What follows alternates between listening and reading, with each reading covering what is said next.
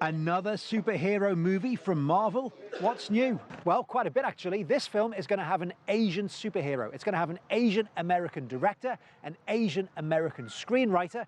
Are you spotting a pattern here?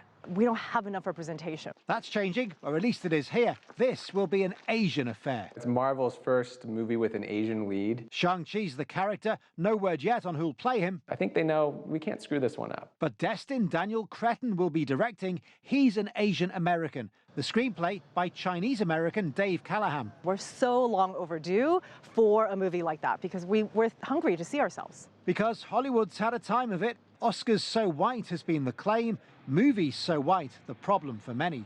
The industry accused of racism, a lack of diversity and whitewashing. Ghost in the Shell, a story described as, quote, about as Asian as things get. But white American actress Scarlett Johansson cast as the lead. It wasn't just Asian Americans that were mad. It was like African Americans. It was, all sorts of people. Marvel itself criticised for putting white Scottish actress Tilda Swinton in the role of the Ancient One in Doctor Strange. The character is of Tibetan descent in the comics. But gaining praise for Black Panther, one of its most successful movies, with a predominantly black cast and black director. Black Panther was certainly one of the more significant Hollywood stories of the past 5 years.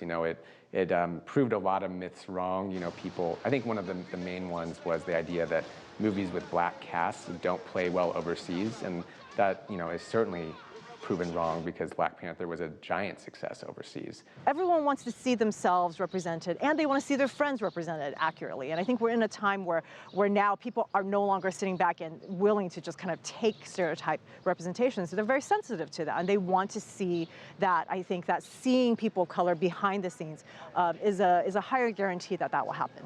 And so the Marvel Cinematic Universe is growing, not just in size, but diversity too. Inclusiveness, they say it's good for business, but also probably makes a better product as well. It'll be the box office that decides if it's made the right decision.